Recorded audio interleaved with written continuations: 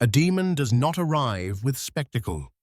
It does not knock at the door, announce itself with fire, or scream its presence into the world. It waits quietly, embedded in a thought you refuse to finish, a desire you pretend never crossed your mind. It lives in the moment between impulse and denial, in the choice you never admit you wanted to make. We once shaped gods in our image, elevating our highest ideals into something distant and divine. But demons are different. Demons look like us. They sound like us. They speak with our voice and move through our reasoning. They do not feel foreign because they are not. They are intimate, familiar, and unsettling precisely because they reflect what we try hardest to hide. This is why they endure even when belief fades. We live in an age that prides itself on explanation. The brain has been mapped, the universe modeled, and the soul dissected into data points and diagnoses. We understand hallucinations, chemical dependencies, trauma responses, and cognitive distortions. What once looked like possession is now framed as illness, and what once sounded like whispers from the dark is explained as misfiring neurons. By every rational measure, demons should be obsolete, and yet they persist. We may say we no longer believe in them, but our language betrays us. We still speak of temptation as if it were a force, of addiction as if it had claws, of rage as though it arrived from somewhere else. We excuse ourselves by saying, "I wasn't myself," or "something came over me," or "it felt like I was possessed." The vocabulary survives because the experience does. Even in a secular world, demons have not been exiled. They appear in therapy rooms, recovery meetings, and courtrooms. They surface whenever someone tries to confess something they cannot fully explain. When the worst parts of us act with a will that feels independent, when we feel driven by something we neither planned nor endorsed, we reach for old metaphors. We talk about inner demons, personal demons, battles we fight inside ourselves. We see them reflected back at us in horror films, crime documentaries, music, and memes. The costumes change, the settings modernize, but the silhouette remains the same. There is always something that tempts, corrupts, and bends the rules of human behavior while making it look effortless. This contradiction sits at the center of our relationship with demons. We insist, we do not believe, yet the idea refuses to die. Science dismantled the supernatural world we once feared, but it did not eliminate fear itself. Psychology gave us better models, but not better monsters. We still need a way to describe the feeling of being split against ourselves, of acting against our own judgment, of returning to patterns we swore we had escaped. We still crave an explanation that does not reduce everything to chance or flaw. So we resurrect an old word.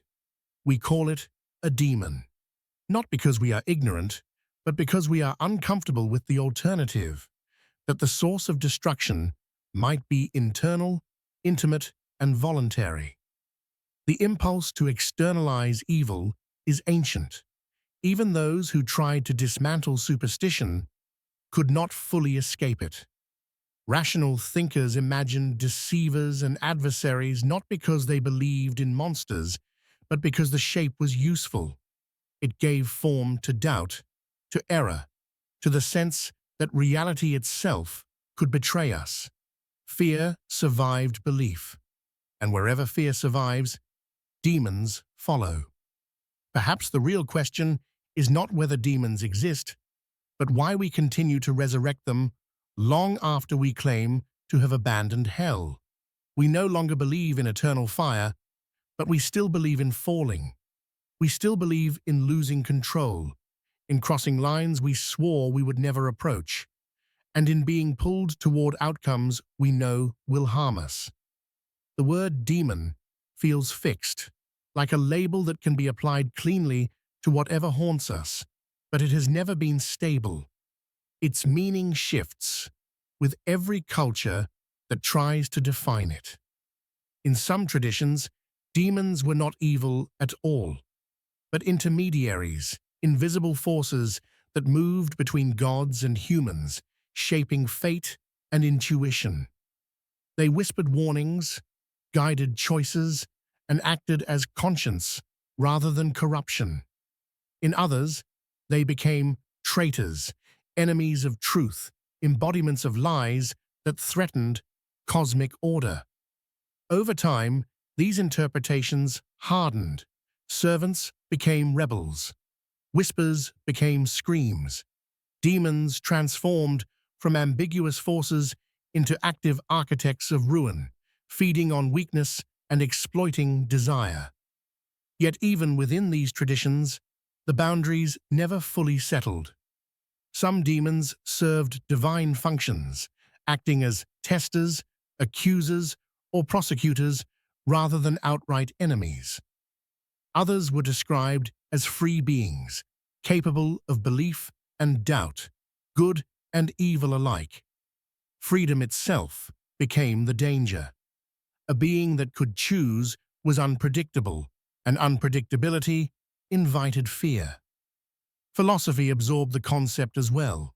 Even in thought experiments meant to strip reality down to its most rational core, the image of a demon returned as the ultimate deceiver, a conscious malice behind perception itself. The shape of fear remained theological even when belief was not. What this reveals is that demon is not a species or a category. It is a framework. It is a cultural operating system for naming what unsettles us. Sometimes it is a voice, sometimes it is a presence. Sometimes it is just a feeling that seems not to belong to us, even though it wears our face. The word endures because its function is consistent. It names moral discomfort, forbidden curiosity, and unclaimed desire.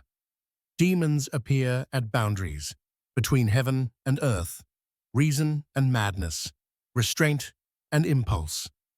They mark the places where certainty breaks down. Across history, cultures responded differently. Some honored these forces, some exiled them, some declared war on them, and others attempted to invoke them. Philosophers used them to test reality, mystics to explore it, theologians to contain it. We inherit all of these approaches at once. When we ask what we mean by demon, we are really asking what scares us most when we realize it might be part of us. The demon becomes the name we give to the fracture between who we believe we are and what we are capable of becoming. This belief is rooted in a deeper wound, the presence of evil in a world that claims to be governed by goodness. Any system that asserts a benevolent order must confront suffering. If everything happens under a higher authority, then nothing is entirely accidental. If that authority is good, then cruelty should not exist. And yet the world bleeds. It always has.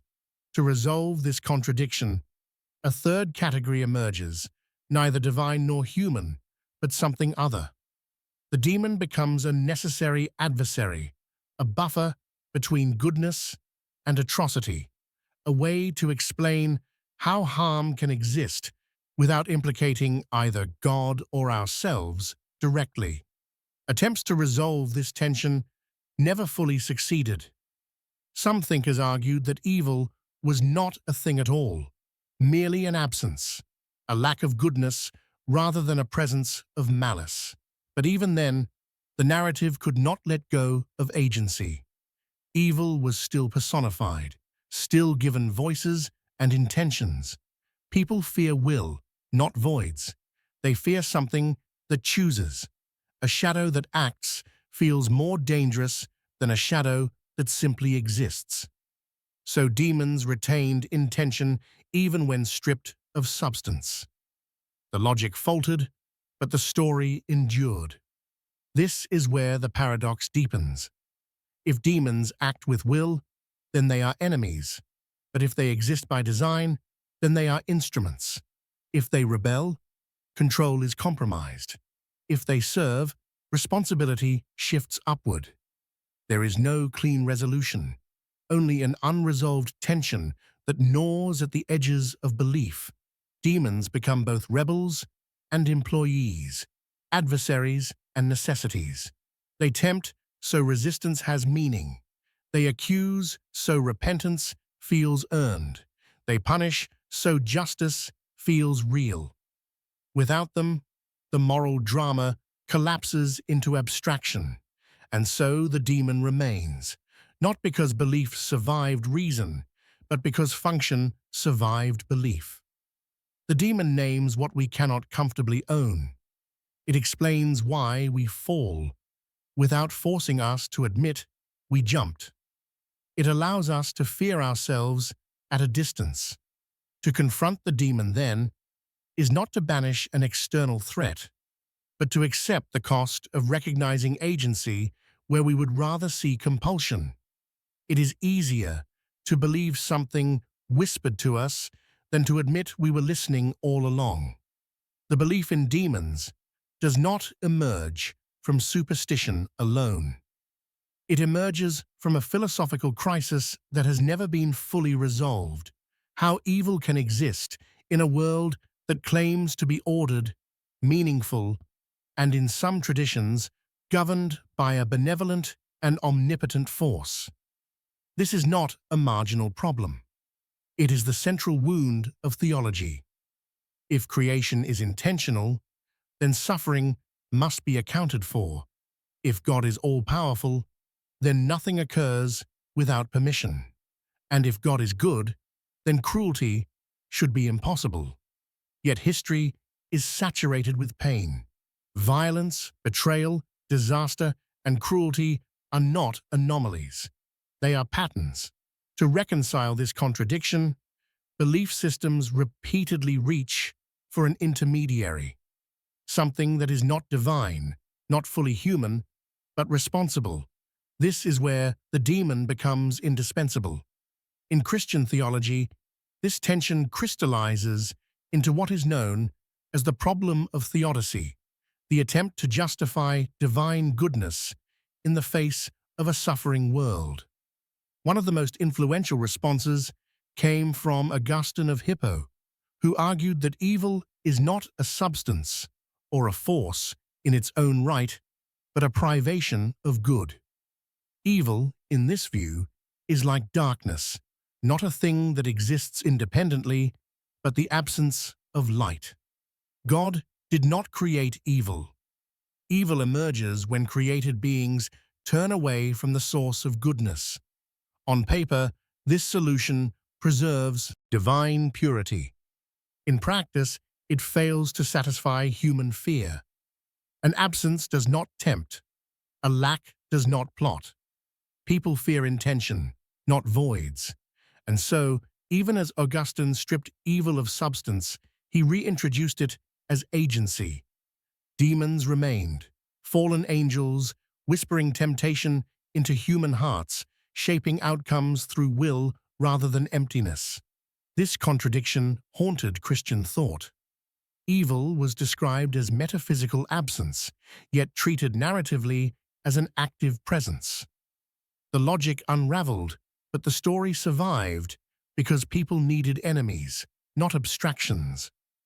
If demons possess will, if they choose, deceive, and act, then suffering can be framed as conflict rather than accident. But this introduces a harder question. If God created beings with free will, knowing they would choose evil, then is that evil truly outside the design? Or is it an expected outcome, a feature rather than a flaw? The demon becomes a mirror reflecting the limits of divine responsibility. Other theologians attempted to soften this dilemma. Origen of Alexandria proposed that all souls were created equal and good, and that demons were simply those who had fallen furthest from divine alignment. Their rebellion was not absolute, but a matter of degree. Crucially, Origen believed in eventual restoration, that even the most fallen beings, including Satan, could ultimately return to goodness. Evil, in this view, was not final. It was temporary, curable, and incomplete. But this idea threatened the structure of authority. If demons could be redeemed, then eternal punishment lost its purpose. The moral binary weakened. Evil became a phase rather than a destination. The institutional response was swift. Origen's ideas were condemned, and with them, the possibility that even the worst could be restored.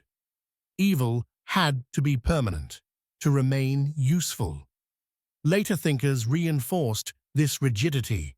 Thomas Aquinas argued that angels were created with perfect knowledge, and therefore their choices were decisive and irreversible. A fallen angel could never repent because it already knew the full consequences of rebellion. Its will became fixed. Demons, in this framework, were eternal antagonists, locked into their function forever. The system regained stability, but at the cost of freedom. A being that can never change is no longer truly free.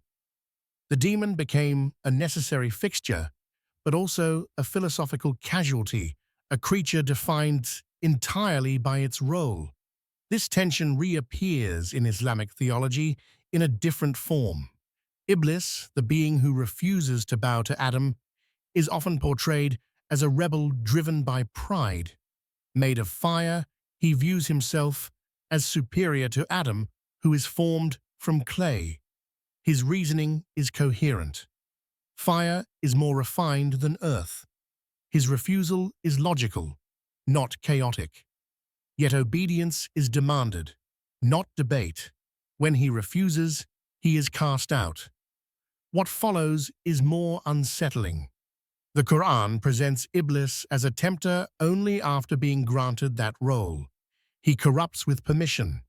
His defiance is acknowledged, but his function is sanctioned. Evil becomes coordinated, not accidental. Officially, monotheism rejects dualism, but functionally, it cannot escape it. Evil is too persistent, too structured, to be dismissed as random human failure alone. This is why earlier traditions embraced dualism directly. In Zoroastrianism, good and evil are opposing principles locked in cosmic struggle. Light and truth stand against deception and destruction. Monotheism rejected this framework in doctrine, but retained it in practice. Without a real enemy, the moral narrative collapses. Demons become essential. They create the conditions for choice. They tempt so resistance has meaning. They accuse so repentance feels necessary. They punish so justice appears tangible. Without them, morality becomes theoretical. Salvation loses urgency. But this solution creates another paradox.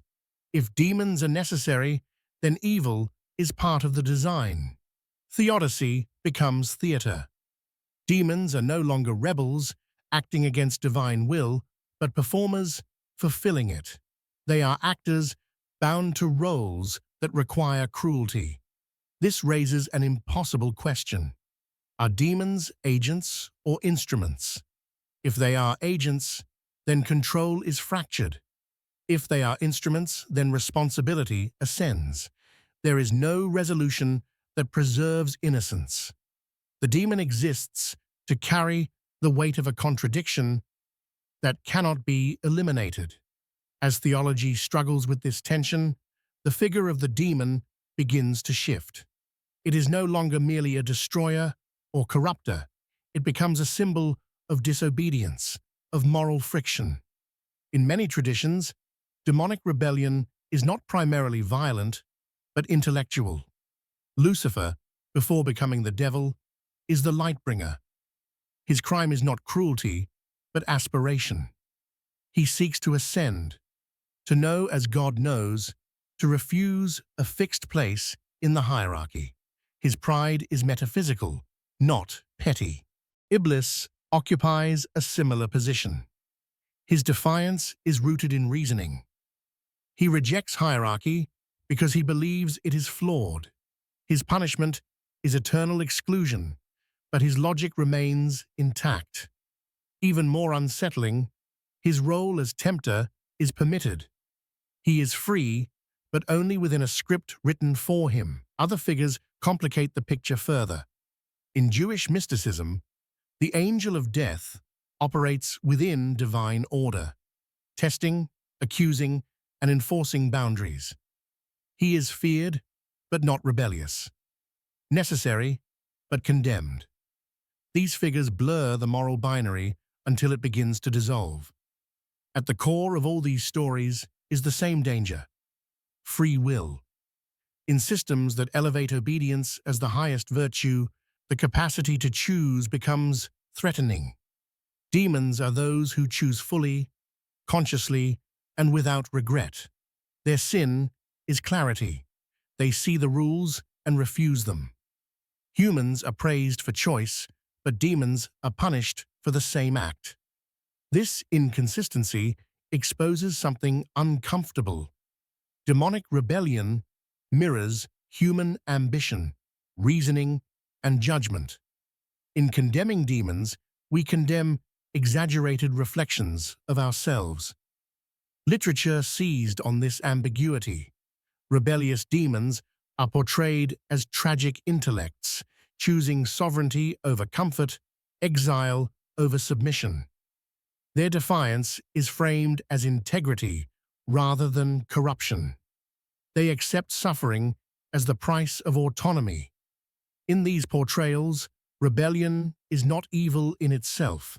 It becomes evil only when goodness is defined as compliance. Demons embody the cost of refusing to participate in a hierarchy that demands silence. This reframing destabilizes the entire moral structure. If obedience defines virtue, then autonomy becomes sin. Demons cease to be monsters and become symbols of dissent. They represent the discomfort of questioning authority, the danger of seeing too clearly. Their fall is not just a punishment, but a warning. This is what happens when you refuse your place. This is the price of choosing yourself over order. And yet, these figures never disappear. They persist because they carry something essential. They reveal the tension between freedom and belonging, insight and safety. They force the question of whether obedience is moral or merely convenient. Demons survive because they embody the fear that autonomy might be inseparable from destruction, and the suspicion that submission might be the only thing keeping chaos at bay. The demon does not always arrive as an enemy. In many traditions, its most dangerous role is not destruction, but instruction. Beneath the imagery of corruption and temptation lies another function, one far more unsettling: the demon as teacher. This is where the figure shifts from brute antagonist to intellectual threat. The demon does not merely pull humanity downward, it invites humanity to see more than it was permitted to see. It offers knowledge that destabilizes obedience, truths that fracture innocence, and insights that cannot be returned once grasped. In this role, the demon is feared not because it lies, but because it tells the truth too early, too clearly, or without mercy. This theme appears repeatedly across myth and theology. In the Book of Enoch, one of the fallen watchers descends to humanity and teaches forbidden arts. These teachings are framed as corruption, but they are also education. Humanity learns how to forge weapons, adorn the body, manipulate nature, and shape desire. Civilization accelerates. Power shifts. Innocence collapses. Divine punishment follows. Yet the knowledge remains. The sin is not merely the act of teaching, but the redistribution of power. What was once monopolized by the divine becomes accessible to the human. The demon becomes the vector through which autonomy enters history. Later demonologies amplify this pattern. In medieval grimoires, certain demons are described not as destroyers, but as instructors. They teach philosophy, science, language, and the structure of the cosmos. Summoning them is dangerous not because they attack, but because they reveal. To encounter them is to risk destabilization, madness, or exile from certainty. Truth, when delivered without moral framing, becomes corrosive. In this context, demons are feared because they bypass permission. They teach without asking whether the student is ready to bear the consequences. This inversion challenges the simplistic moral binary. If demons are purely evil, why do they teach? Why is knowledge so often framed as corruption? The pattern suggests that what is condemned is not the information itself, but the breach of hierarchy. Knowledge threatens order because it redistributes authority.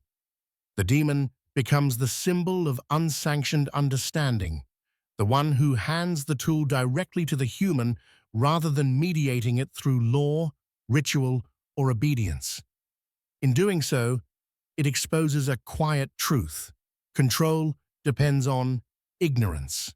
This dynamic predates formal demonology. Prometheus steals fire from the gods and gives it to humanity. Fire here is not merely warmth, but intellect, technology, and creative power. His punishment is eternal torment. The message is clear. Advancement without permission carries unbearable cost. Similarly, the serpent in Eden offers knowledge of good and evil. Eyes are opened. Awareness expands. Exile follows. In later Gnostic interpretations, this act is reframed as liberation. The serpent becomes a secret redeemer, freeing humanity from imposed ignorance. The demon becomes the catalyst of awakening. At the center of these stories is a recurring wound. Is there such a thing as evil knowledge, or only forbidden knowledge? If understanding leads to suffering, is the fault in the knowledge itself, or in the structure that made ignorance necessary? The demon embodies this tension. It offers insight without protection. It does not guarantee wisdom, only awareness. Once seen, something cannot be unseen. The demon does not force acceptance, it invites. The danger lies in the irreversibility. This is why the demon as teacher persists even as literal belief fades. The archetype adapts. It moves inward. As theology gives way to psychology, the demon migrates from the cosmos to the mind. What was once an external tempter becomes an internal voice. Fear, guilt, obsession, rage, and desire are no longer framed as invasions, but as parts of the self that resist integration. Carl Jung captured this shift in the concept of the shadow, the repository of traits we reject to maintain a coherent identity. These traits do not disappear. They are exiled, and in exile they gain power. The demon becomes the shadow given a face. It houses impulses we deem unacceptable, immoral, or dangerous. By denying them, we preserve an image of ourselves, but at the cost of fragmentation. The shadow does not remain silent. It speaks through compulsions, intrusive thoughts, addictions, and destructive cycles. When these forces erupt, the language becomes theological again. Something took over. Something possessed me. The demon returns because the experience demands metaphor. This reframing transforms exorcism into confrontation rather than expulsion. What was once driven out with ritual is now unpacked through dialogue. Both aim to reclaim the self from what overwhelms it, but they differ in attribution. One treats the force as foreign. The other recognizes it as wounded. The demon shifts from invader to signal. It marks where integration has failed. To name it is not to banish it, but to acknowledge it. This is why demons linger in the language of trauma and recovery. People speak of battling inner demons because the struggle feels adversarial. The impulses feel alien, yet deeply personal. The demon metaphor allows distance without denial. It acknowledges intensity without ownership. But healing requires a further step. What was once labeled demonic must be understood as neglected, suppressed, or unprocessed. The demon becomes what was left unloved. At a collective level, the same mechanism operates. Societies project their shadow outward.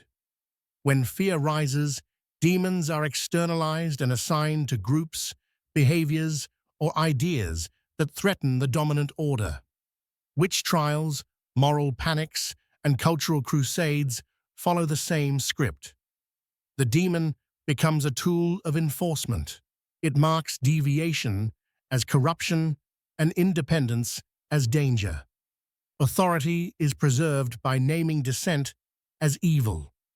In these moments, demons are not metaphysical threats, but social instruments. They justify punishment, silence inquiry, and consolidate power.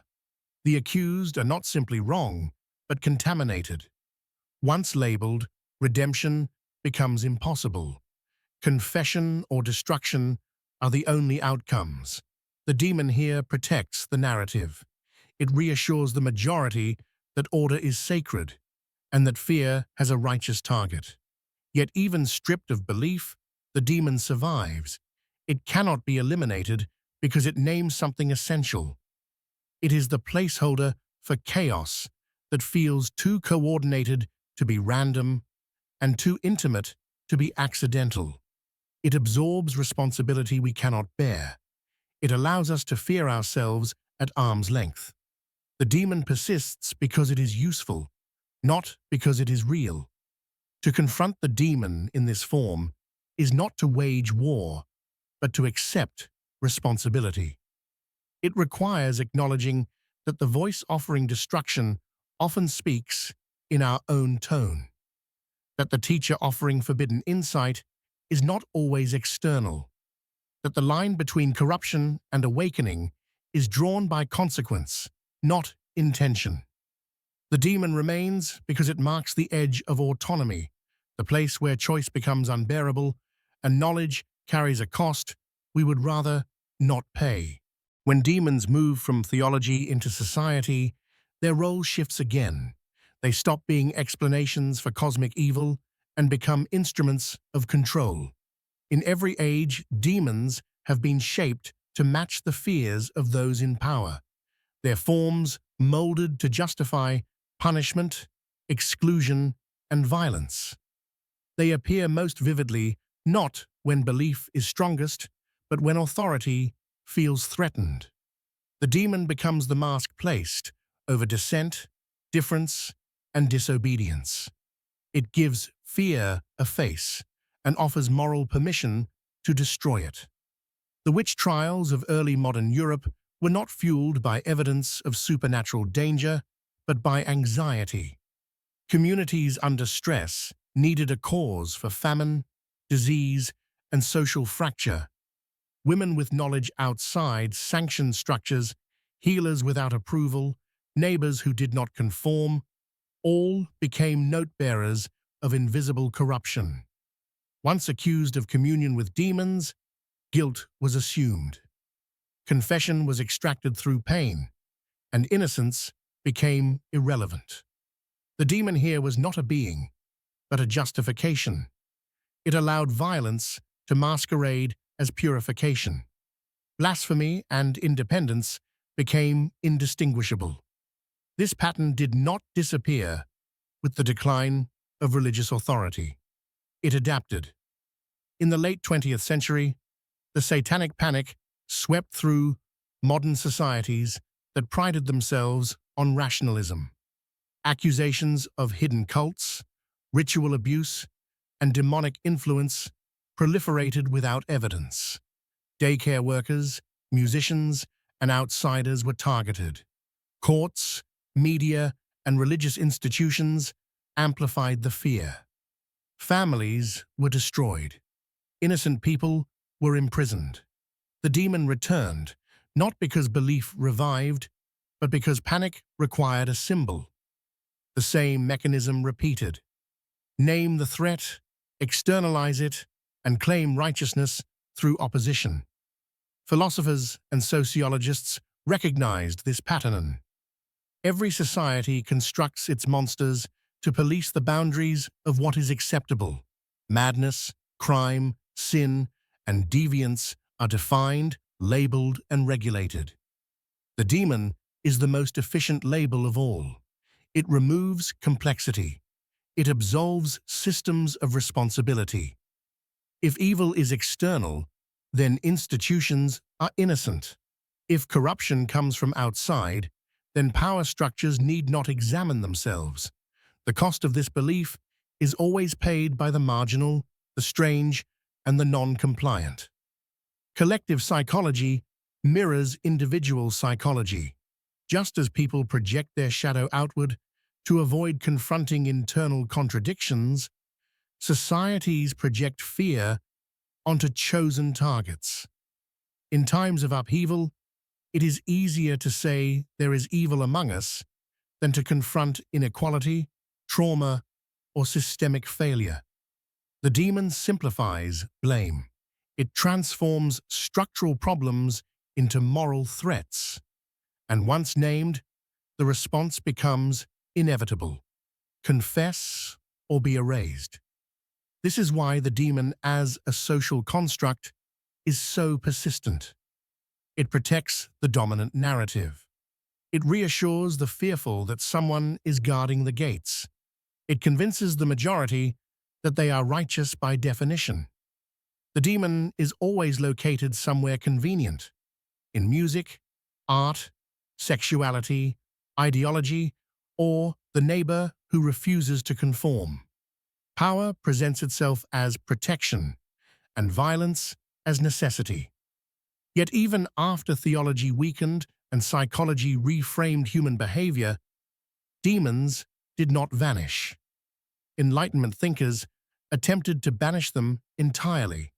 Some argued that the devil was nothing more than a conceptual placeholder for ignorance, a way of naming what we did not yet understand.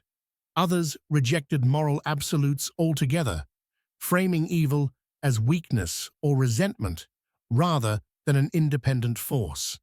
But even these critiques could not erase the experience that demons named. Chaos, suffering, and irrational impulse persisted. Disbelief could not kill the demon because the demon was never a being to begin with. It was a category. Modern thinkers recognize this.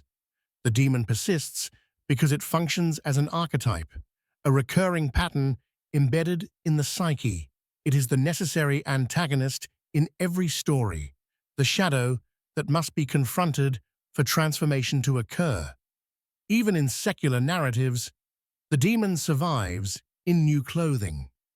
Horror films turn it into metaphors for social collapse, political paranoia, viral contagion, and loss of identity. Crime stories frame it as the hidden predator. Psychological thrillers turn it inward, making the mind itself the battleground. The demon adapts because fear adapts. This persistence reveals something uncomfortable. The demon is not sustained by belief, but by need. It gives shape to chaos that feels too intentional to be random. It provides a source for cruelty we cannot accept as purely our own. It allows us to maintain the illusion that the worst things we do are not expressions of agency, but intrusions. The demon becomes the question mark hovering over responsibility. At this point, the narrative fractures again. Not all terrifying figures are chaotic, raging, or impulsive. Some are calm, precise, ordered. More frightening than any demon of passion is the one who operates without emotion. This figure does not tempt. It does not lie. It does not corrupt through desire. It executes function. It follows mandate. It is terrifying because it is indifferent. This is where the story pivots away from demons of rebellion and towards something colder, a figure who does not exist in opposition to order, but as its final expression, one who brings conclusion rather than chaos. Unlike demons driven by hunger or obsession, this being embodies composure. It does not seduce. It instructs. It does not rage.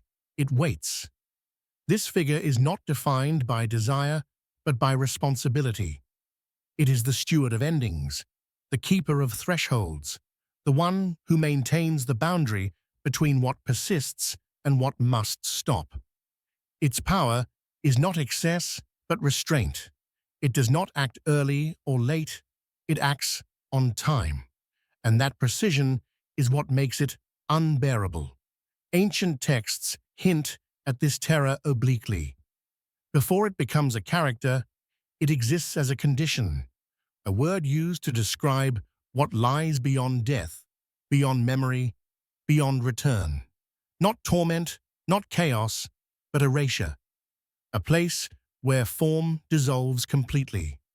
This concept emerges quietly, embedded in wisdom literature that grapples with justice and finality. It is paired with death, but not identical to it. Death is a transition. This is deletion. This realm is not hidden from divine awareness. It lies open, uncovered, fully visible. Its existence is authorized. It is part of the architecture. That is the fracture. The most terrifying space is not outside order, but inside it. The implication is chilling. Some things are not punished. They are removed. Not redeemed, not tortured, simply prevented from continuing. Over time, this absence becomes personified. Not as a rebel, but as a role, a function given form. A being assigned, not because it desired power, but because it was willing to obey without hesitation. Where demons fall through defiance, this figure descends through compliance. It is chosen precisely because it does not question the necessity of the end. This transformation reveals a new horror. Rebellion can be romanticized. Chaos can be fought.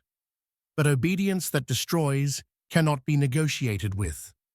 A being who acts entirely within sanction cannot be appealed to. It does not hate. It does not enjoy. It completes recall. It closes accounts. It turns keys. This is the fear that theology rarely names directly, that the most devastating force is not the enemy of the system, but its executor, that the end is not an accident or a punishment, but a scheduled event. The demon can be blamed, the rebel can be opposed, but the steward of the end cannot be argued with. It arrives when the design demands conclusion. At this point, the demon narrative has inverted completely. What began as an external tempter becomes an internal shadow. What began as rebellion becomes instruction. And now, what began as chaos becomes order. The fear no longer comes from something breaking the rules, but from the realization that the rules include an ending. That erasure is not a failure of the system, but a feature. This realization prepares the ground for the next fracture. When the end is not chaotic, but deliberate, the demon label becomes insufficient. Calling such a figure a devil is a way to look away. It shrinks what cannot be comfortably faced.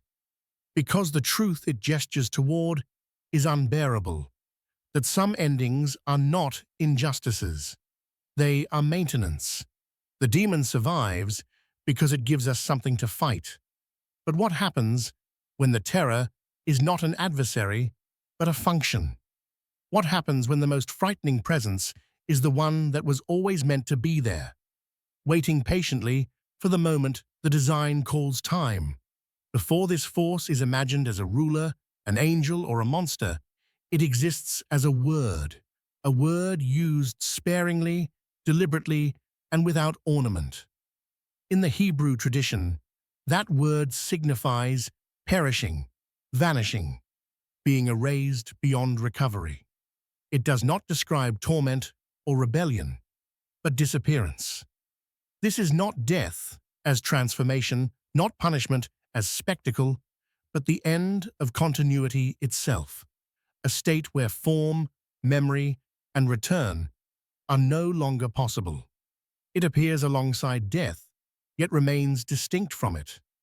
Death marks transition. This marks finality. It is the place where what cannot be reconciled is sent when reconciliation is no longer an option. What makes this concept unsettling is not its darkness, but its clarity. It is not hidden from divine awareness. It is named, observed, and accounted for. Ancient wisdom literature places it fully within the scope of creation. There is no suggestion that it exists outside order or beyond permission. It lies open, uncovered, visible. This implies intent. Not malice, not accident, but design. The universe includes a mechanism for unmaking, not because it failed, but because it requires one. In this framework, the end is not chaos, it is maintenance. Creation is intentional, but so is deletion. A system that generates form must also possess a way to withdraw it. This is the fracture most belief systems struggle to acknowledge. Evil can be externalized. Suffering can be justified. But erasure has no moral narrative. It is neither corrective nor redemptive. It simply concludes. And so, over time, this absence begins to acquire form, not because it desires power, but because humans cannot endure abstraction. A function becomes a figure. A role becomes a presence. In later traditions, this presence is given a name and a task. It is no longer merely a realm, but a steward, the one who presides over what cannot continue. Unlike rebellious figures who fall through defiance, this being descends through obedience. It does not resist instruction. It carries it out. When others hesitate, it acts. This distinction is crucial. Rebellion creates monsters. Obedience creates administrators. And administrators are more frightening because they do not negotiate. In apocryphal narratives, this figure begins not as a destroyer, but as a servant, an angel associated with purity, ritual, and order.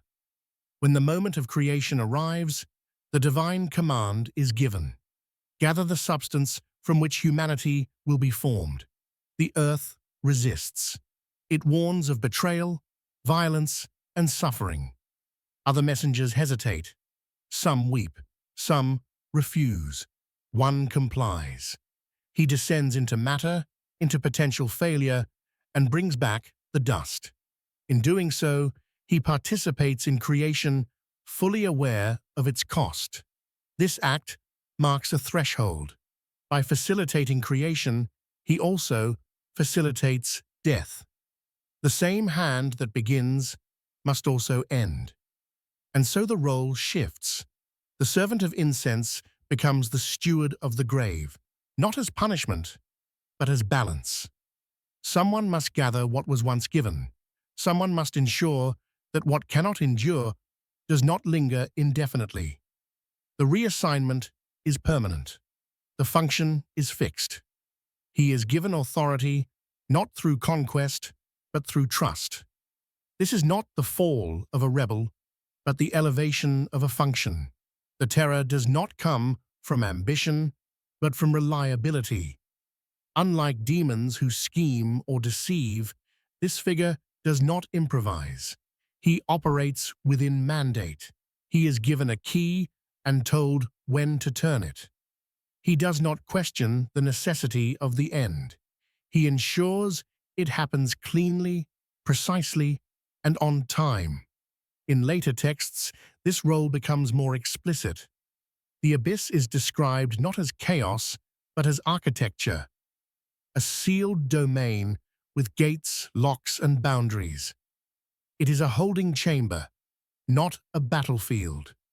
What enters is contained until release is authorized. When that moment arrives, the opening is deliberate, the timing exact. Nothing spills early. Nothing lingers beyond its term. The system breathes, pauses, and resumes according to schedule. The beings released from this space are not driven by hunger or rage. They operate with constraint. Their duration is fixed, their targets defined, their authority limited. They do not destroy indiscriminately. They enforce presence. They suspend escape. They ensure that endurance is felt fully until the appointed conclusion arrives. This is not cruelty born of excess. It is severity born of order. At the center of this mechanism stands the steward. He governs access. He regulates release. He is not defined by identity, but by action. Others bear names that reference likeness or strength. He is named for what he does. He is a verb made sentient, the embodiment of conclusion. Where others carry messages, he carries finality. This distinction is critical. Demons can be fought. Rebels can be opposed. But a function cannot be reasoned with. A schedule cannot be persuaded. The terror of this figure lies in the realization that nothing personal is happening. There is no vendetta, no temptation, no hatred. There is only fulfillment of design. When he appears, the silence is complete because nothing has gone wrong. Everything is proceeding as planned. This is why later traditions struggle with classification.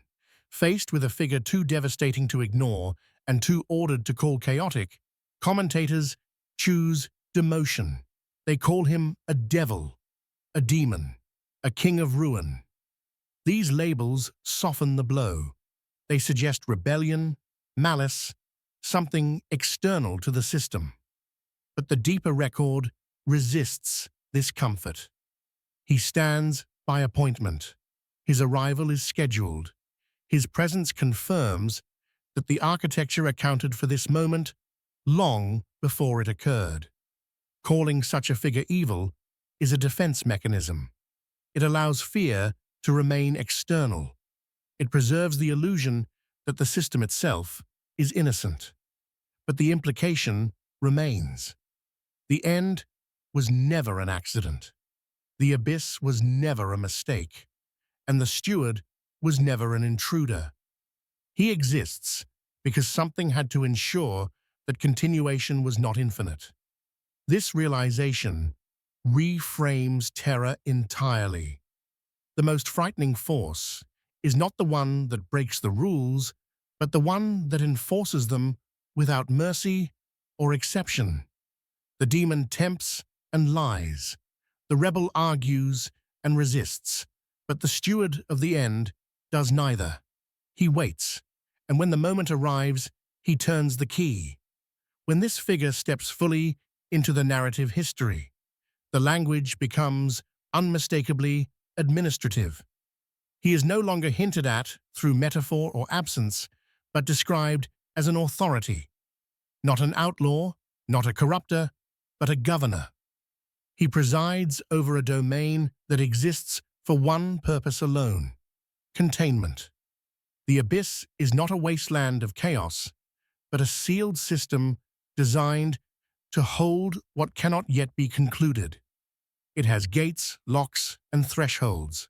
It is regulated, and regulation requires oversight. This is where the steward's role becomes explicit. He does not create suffering. He manages boundaries. In apocalyptic texts, the moment of his action is marked not by frenzy, but by silence. When the key turns, nothing panics. The heavens do not argue. There is no protest, no resistance. The calendar has already accounted for this moment.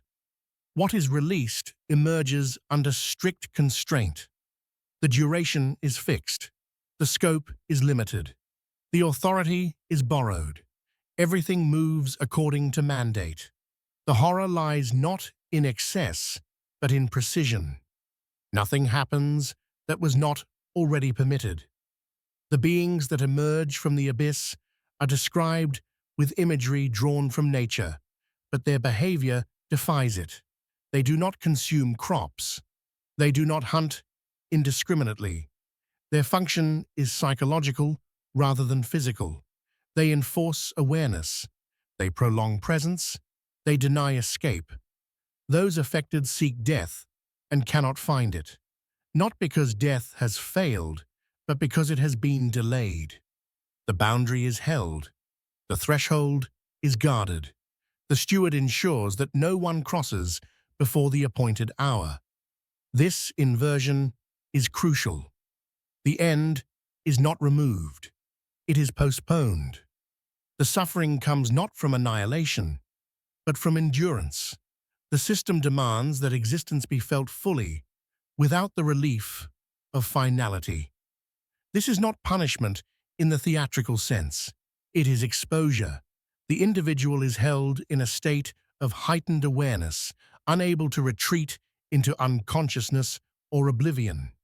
The terror is sustained clarity. At this point, the steward's role becomes unmistakable. He is not the cause of suffering. He is the one who ensures that the design is not interrupted.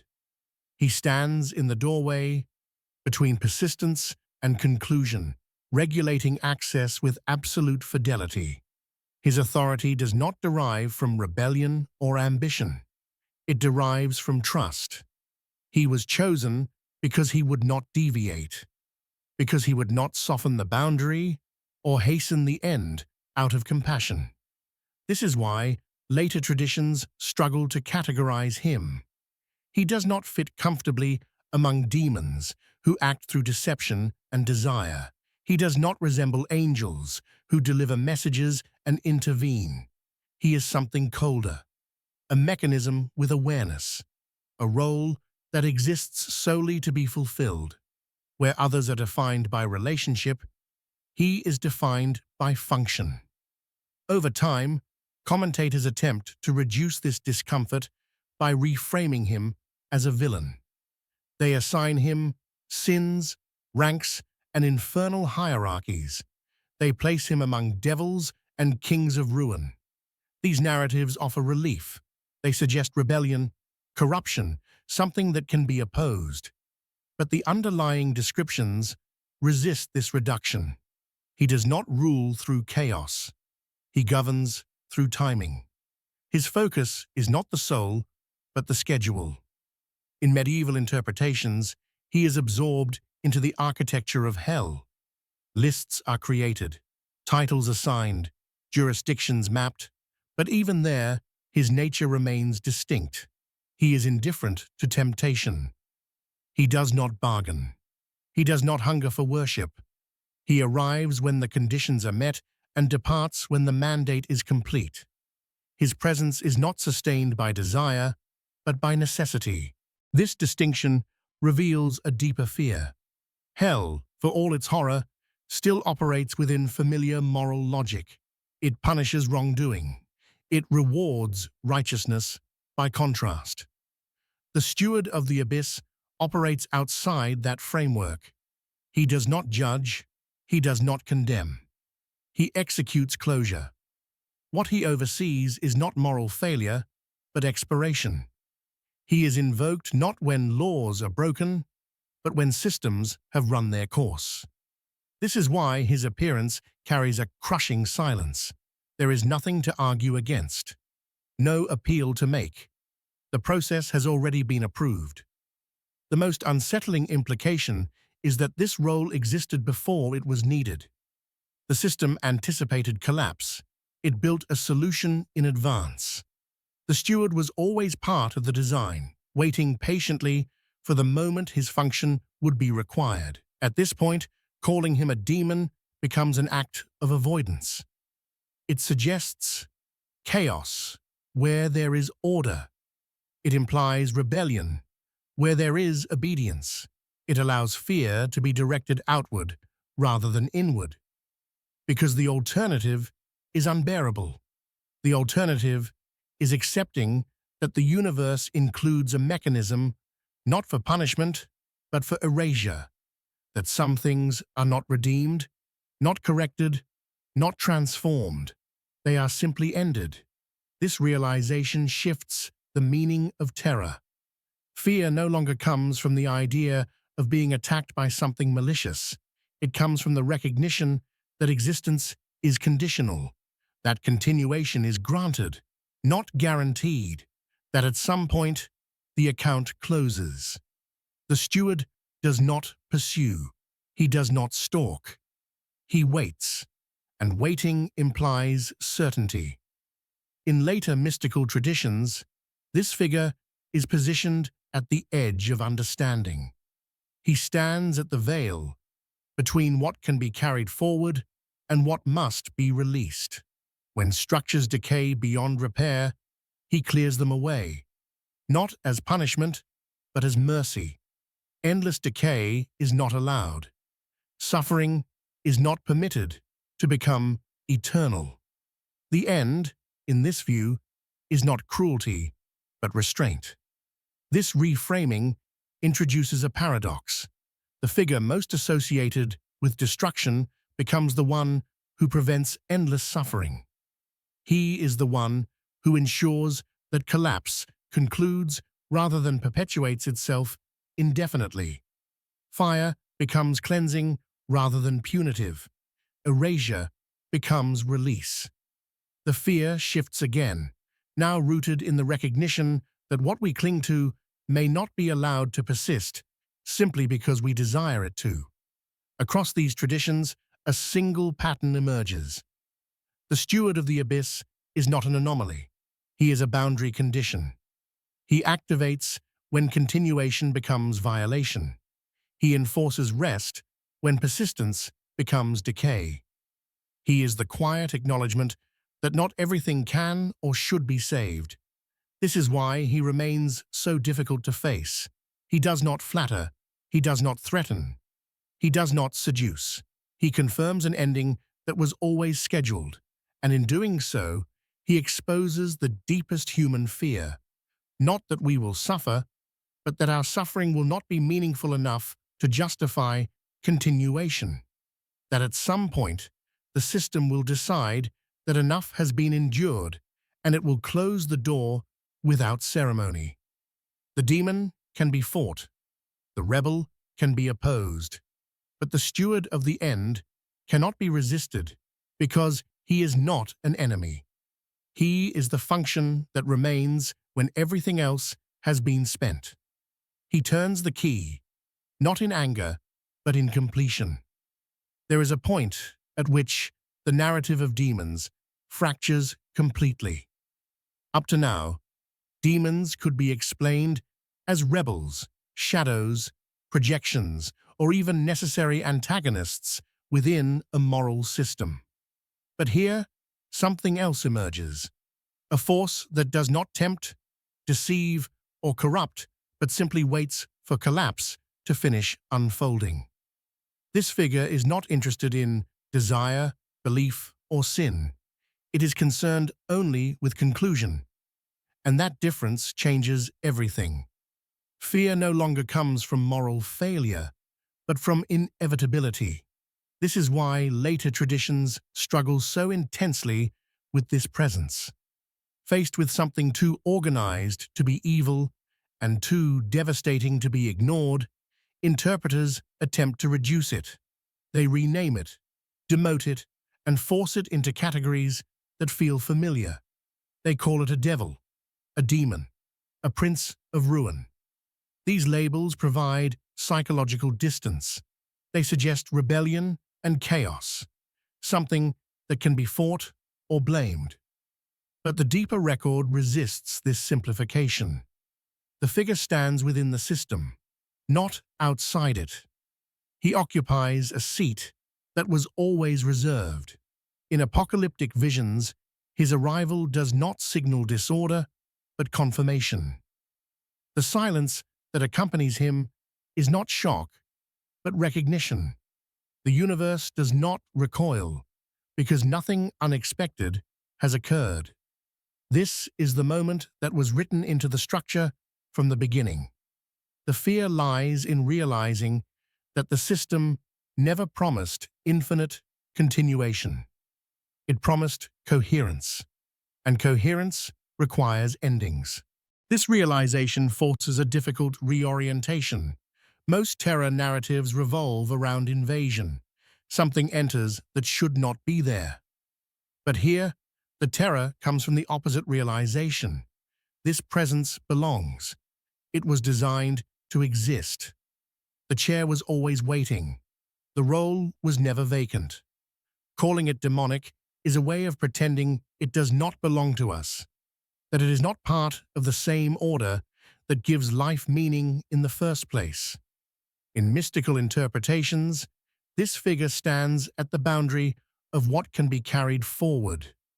When a structure becomes too corrupted to repair, he removes it, not out of cruelty, but necessity.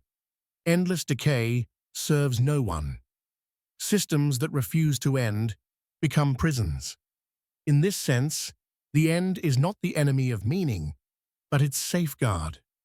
Without closure, there is no distinction between life and rot.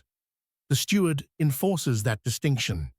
This perspective reframes destruction as a form of restraint.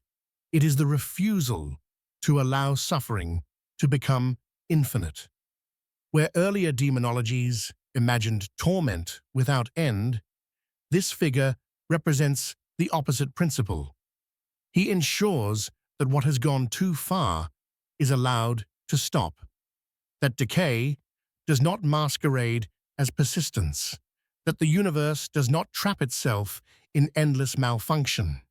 The end becomes a mercy, not because it feels gentle, but because it prevents worse outcomes. Yet this mercy is cold. It does not consult preference or attachment. It does not consider how much something is loved, only whether it can continue without violating the integrity of the whole. This is what makes it unbearable. Humans cling to continuity. We want our stories to matter because they persist, because they leave traces, echoes, and memory. This figure threatens that hope. He does not want the soul. He wants the space the soul occupies. He clears it. At this point, the demon narrative collapses into something far more existential. The fear is no longer of punishment or corruption, but of erasure.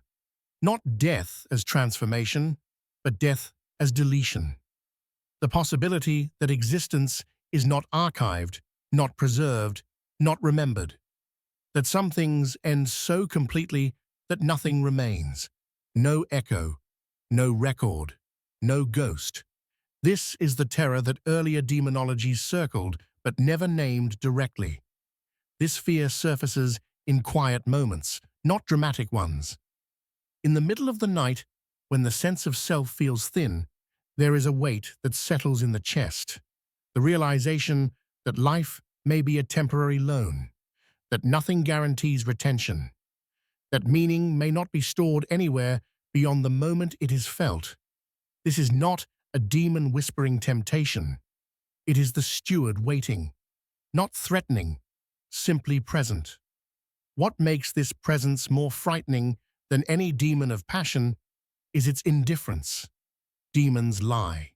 They manipulate. They bargain. This figure does none of that. He does not need you to fail. He does not need you to sin. He arrives when the structure itself requires conclusion. Your virtue does not delay him. Your suffering does not move him. He is not a moral agent. He is an operational one. This realization destabilizes the entire moral framework. If the most terrifying force is not evil, then fear can no longer be resolved through righteousness. Obedience does not protect. Rebellion does not provoke. The end is not a response. It is a condition. And that condition was always present, waiting patiently beneath every system that promised permanence. At this stage, the demon becomes a comforting distraction. It offers something to fight, something to resist, something to blame. The steward offers nothing but acceptance. He reveals that the universe does not collapse because of malice, but because continuation has limits, that some endings are not injustices, but closures, that the horror lies not in chaos, but in design. This is why societies instinctively turn away from this figure. They would rather imagine devils plotting than accept administrators executing function. A demon can be defeated. A schedule cannot. By calling the steward a demon, the terror is misdirected outward. The system is preserved as innocent. The ending becomes an intrusion rather than an outcome. But the deeper implication remains. If the universe includes a role dedicated to erasure, then meaning must be confronted without guarantees. Value cannot rely on permanence. Purpose cannot depend on survival. Existence must justify itself within the moment, not through preservation. This is the quiet accusation embedded in the figure of the steward. He does not hunt you. He does not chase. He waits until the conditions are met, and when they are, he ensures that nothing lingers beyond its allotted time. Not because it failed, but because it was never meant to be eternal. The demon promises drama. The rebel offers conflict. The steward offers silence. And silence, when it is sanctioned, is the most terrifying thing of all. There is a final fracture that emerges when the idea of the demon fully dissolves into something more abstract. At this point, the terror no longer belongs to theology or myth, but to consciousness itself. The figure that once governed endings begins to appear not as an external presence, but as a boundary within the mind. The question shifts again. What happens when the end is not enforced from outside, but encountered internally? When erasure is no longer cosmic, but psychological? This is where the abyss stops being a place and becomes a condition. In esoteric traditions, this condition is mapped with unsettling precision. Consciousness is described as layered, ascending through stages of identity, memory, emotion, and will. Each layer refines the sense of self, stripping away illusion and attachment. But between the familiar self and what lies beyond it, there is a rupture, a gap where identity begins to disintegrate. This is not enlightenment. It is exposure, a place where the self is no longer coherent, yet not fully dissolved. This threshold is called the abyss, and it is here that another figure emerges. Unlike the steward of the end, this presence does not wait patiently. It activates only when someone tries to cross, while still clinging to themselves. It is not summoned through ritual alone, but through ambition, through the desire to transcend without surrender. This force has no stable form because it feeds on instability. It appears as whatever the mind needs in order to avoid collapse. Wisdom, power, certainty, reassurance. It offers all of them convincingly but never completely. Its function is not to destroy the self, but to preserve it just enough to prevent genuine dissolution. This is where the terror becomes intimate.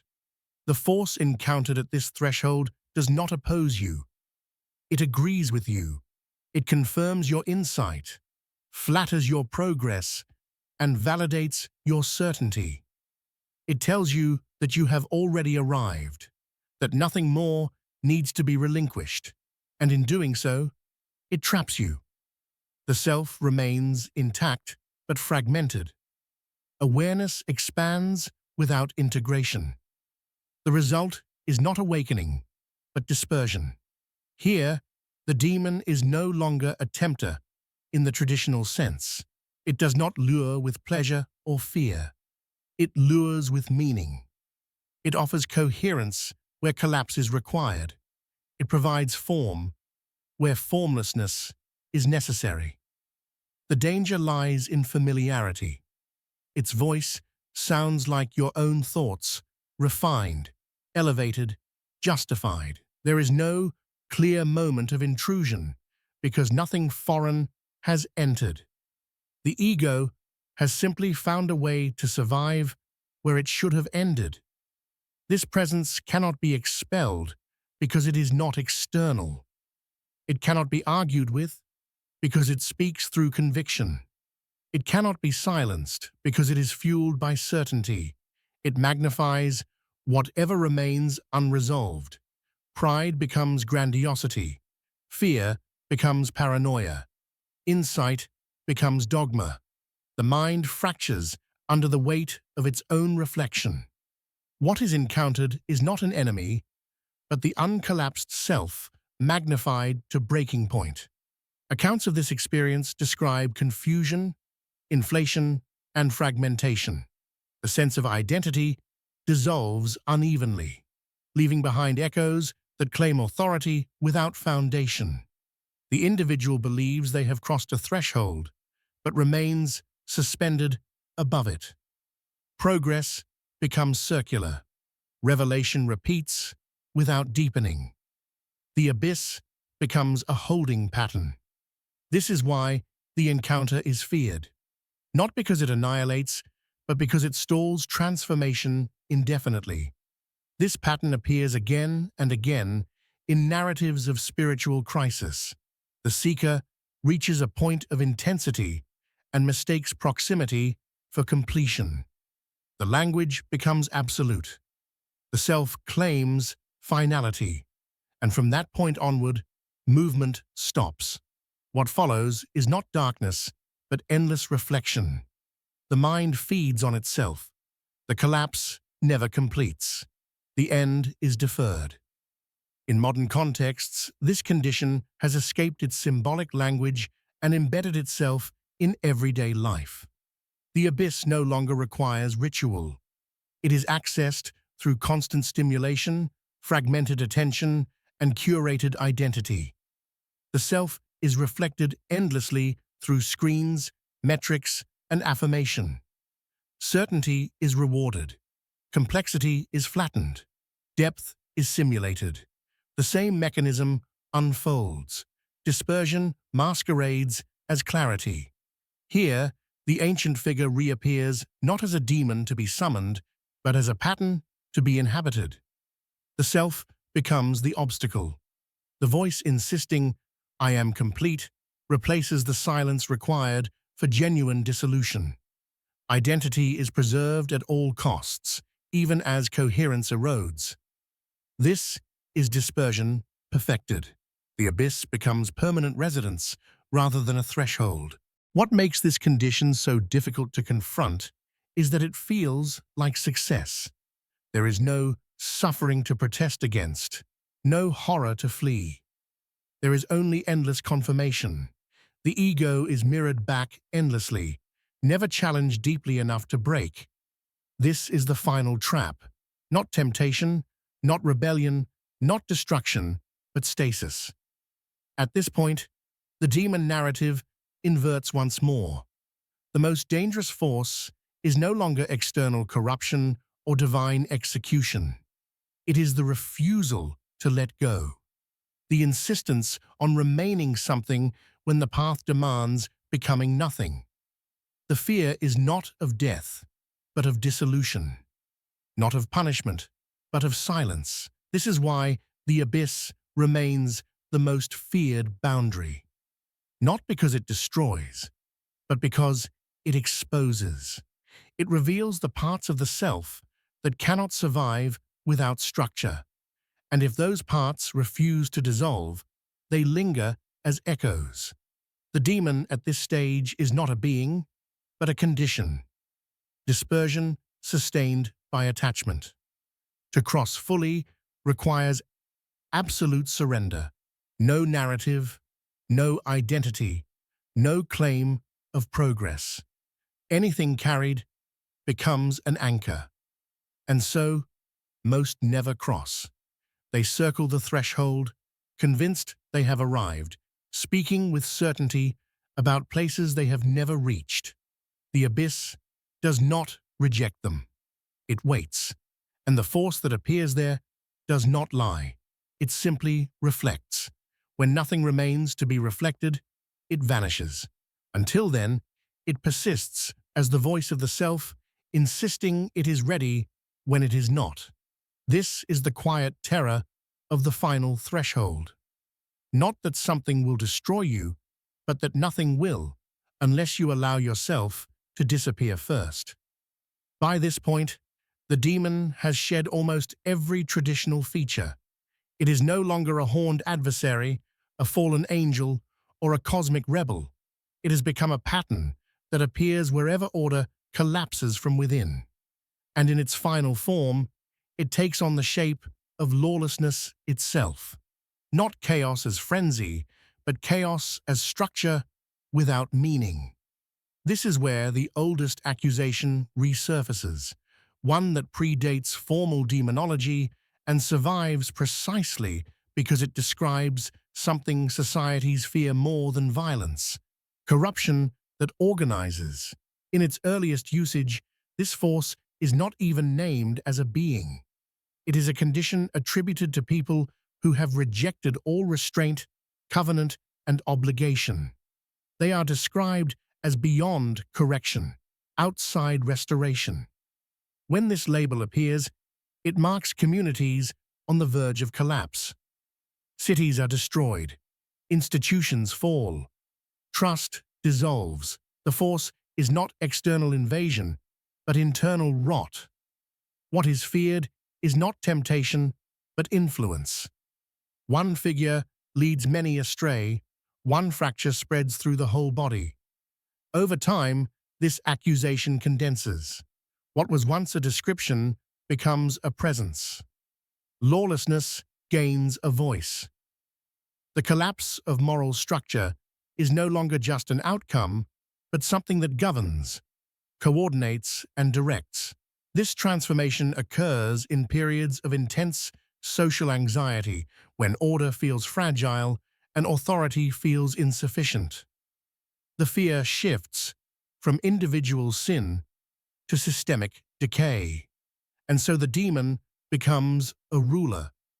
In sectarian apocalyptic writings, this ruler is described as the head of an opposing order, not a rebel fighting from outside, but a parallel authority operating alongside righteousness. His domain mirrors the structure of the good: hierarchies, commands, disciplines, and loyalties. But everything is inverted. Truth is replaced with deception, justice with advantage, covenant with transaction. This is not chaos. It is anti-order, a system that functions precisely because it has abandoned meaning. What makes this figure distinct from earlier demons is autonomy. He does not serve a higher power, fallen or otherwise. He is not punished, tested, or restrained by rebellion. He governs because nothing governs him. Where other adversaries retain some relationship to judgment, this one exists entirely outside it. He rules what cannot be saved. His kingdom is not temptation, but inevitability. Later demonologies attempt to domesticate this terror. They assign ranks, legions, and infernal officers. They place him among other rulers and subordinate him to a larger hierarchy. These moves are strategic. They reduce the threat. If he answers to something, then he can be contained. But the older texts resist this reduction. They describe a force that does not fall because it never rose. There is no rebellion because there was no allegiance to break. This is the most unsettling idea of all, that there exists a form of power that does not originate within the system it opposes. It is not a corruption of order, but an alternative to it, a mode of existence that rejects structure while still organizing itself, authority without legitimacy, sovereignty without appointment, a throne that answers to nothing above it. In political and religious imagination, this force becomes associated with regimes that rot from within. False prophets, hollow institutions, and rulers who weaponize law for self-preservation. Power continues to function, but truth evaporates. Ritual remains, but meaning is gone. The system persists, but only as machinery. This is the horror that earlier demonologies were circling. Not fire and brimstone, but administration without conscience. In this framing, evil is no longer about desire or excess. It is about emptiness, the absence of truth at the center of power. The demon here does not tempt individuals. It governs environments. It shapes conditions in which corruption feels normal and resistance feels futile. People participate not because they believe, but because the system rewards compliance and punishes deviation. The demon becomes invisible because it looks like order. This is why this figure later becomes associated with ultimate opposition. Not against goodness, but against creation itself. Creation implies intention, coherence, and relation. This force rejects all three. It does not seek to destroy meaning violently. It allows meaning to collapse under its own weight. It does not announce itself. It waits for vacancy and moves in. In modern interpretations, this force is no longer framed as a monster, but as radical sovereignty, the refusal to be governed, the insistence on will without accountability. Some embrace it as liberation. Others fear it as the end of all moral constraint. Both reactions acknowledge the same truth. This force cannot be negotiated with because it does not recognize obligation. At this stage, the demon narrative reaches its most uncomfortable conclusion. The greatest threat is not rebellion, temptation, or execution. It is power without reference, authority without truth, a system that continues to function long after it has lost all reason to exist. The demon is no longer a being you encounter. It is a structure you inhabit.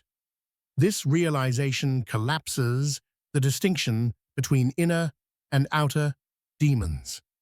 The same pattern that corrodes institutions corrodes individuals. Conviction without humility, will without reflection, identity without dissolution.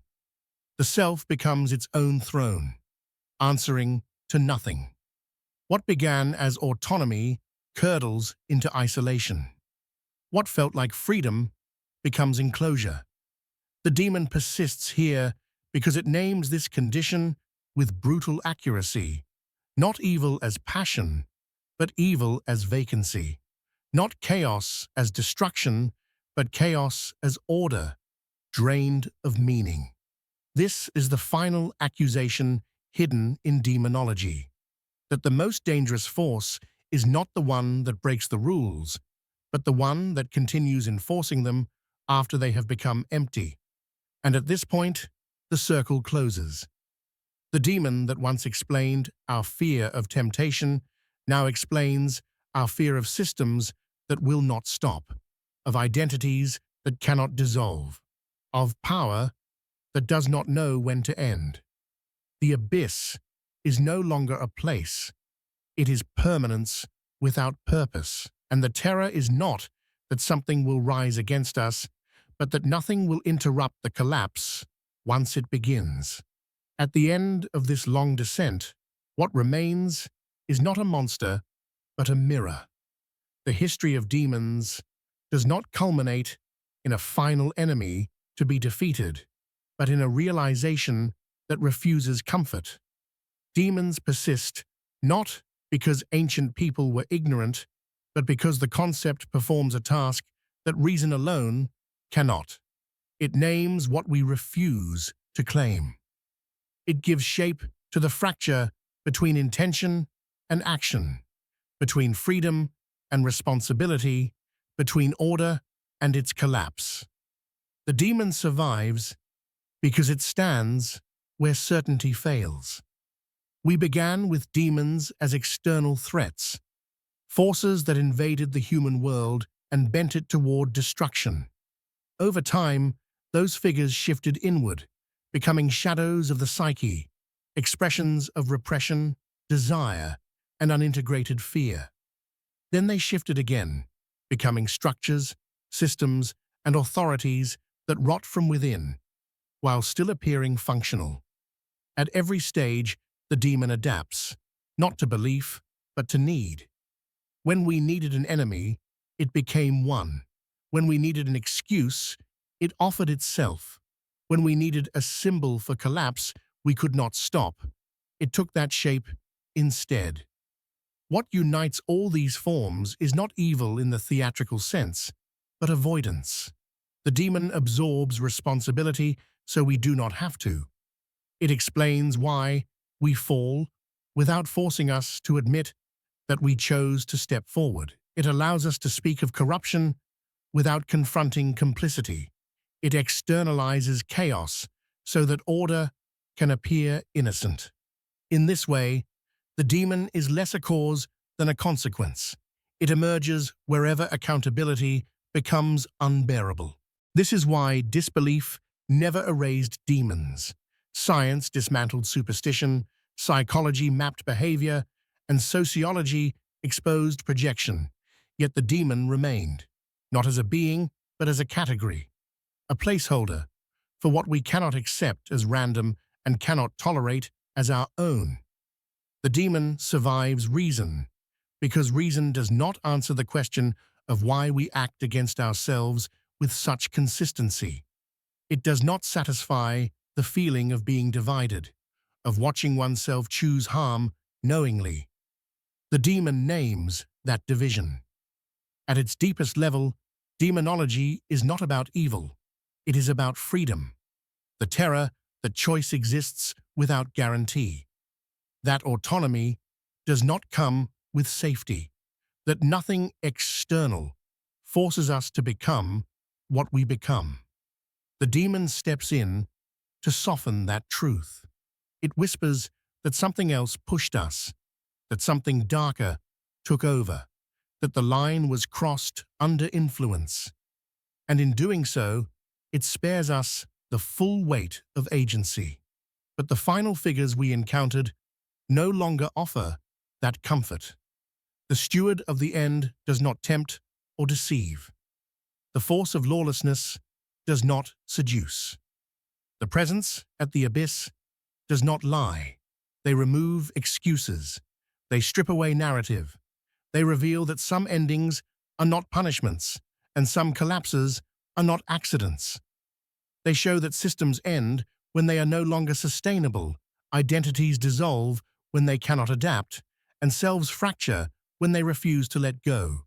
This is the quiet accusation embedded in the history of demons. Not that something evil stalks us, but that something inevitable waits for us. Not an enemy, but a boundary.